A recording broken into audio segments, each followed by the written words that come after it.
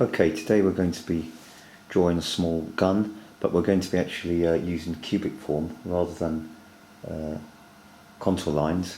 And if I beam in here to the gun we're going to draw, you can see that I've actually drawn squares on the actual gun itself to see where the form is defined. And just lift that up and beam close in, you can see the gun's been covered with lots and lots of squares. Now what I'm going to do is try and translate those squares and cubes onto the actual drawing itself. So if I just beam in slightly there and get over to the area of the gun, as you can see here, what I've done is I constructed the parts of the gun by looking at cubic form. So in these areas here, in the under drawing, just looking at cubes rather than outline or joining contour lines together, because in a sense you can't hide when you have to produce cubes rather than outlines or even spheres. And as I go down here, you can see that the actual gun part is actually higher on that part. So when we complete the lines here, the old style contour lines, they would give you one direction, but if we go the other direction and start trying to look at producing cubes, you can see the effect of the gun actually turning here. And on that particular area, what we've got to be careful about is putting these small pimple-like parts of the design of the gun all in line with the actual cubes that we've created. So we go there and we go there, so they're in line, and this goes well, and then we can just actually align these. You can see again, I'm actually using small cylindrical cubic forms here. So they're following the line around, which obviously will give them the three-dimensional depth. Again here, this part here, a small block you can see around here. Again, we're looking at cubic form being created. Little block form there, little block of form around here. Everything you're doing,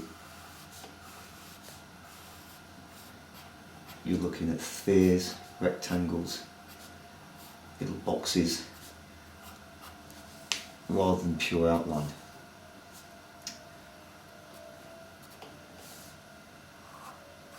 Again, going around here, and in a sense you're assured three-dimensionality because of the reason of the fact that you've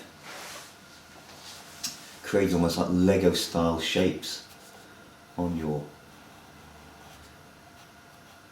drawing of the gun. It doesn't come overnight, it's a laborious, in a sense, task, and your drawings initially might look a little bit too blocky, but eventually the subtleties will come out.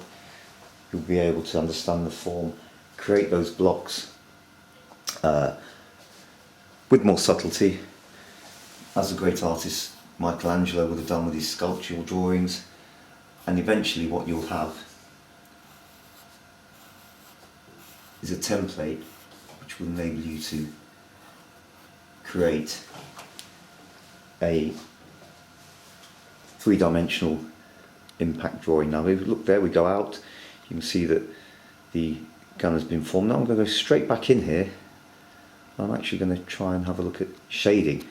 Now in terms of shading, if you've got the cubes, the cylinders all created there already, and just go around the gun barrel here, you can see here these blocks go in and out. The top there, around here, a little block there, some more blocks here. We get a thin area here, and more blocks there. The lines actually are created for you, and what I can do now is show you how to shade. And the shading is basically you just follow the cuboids, the cylinders. So we go around here, for instance. Obviously the darker parts you shade darker, like here, around here, and we can almost kind of rub out these areas here because we've got the idea where the cubes go in this direction, and they go up here and slightly down.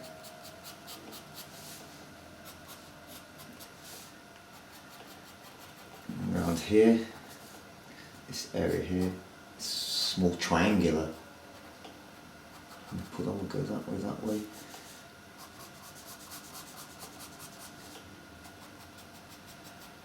And the sense of the block forms created here will just give you an easier outlay. You can just see here that all of these kind of Lego style pieces are fitting together, and the shading will take place around the particular cylindrical, cuboid, rectangular objects. And you can see here, the actual gun becomes a little bit more three-dimensional than it would have been if you just use outline. Now when you're painting monochrome, the same thing applies. This is a low-level task here. With using paint, you would just follow the actual contour lines with different mixtures. If it's monochromatic, different mixtures of greys, dark greys, light greys, whites, etc.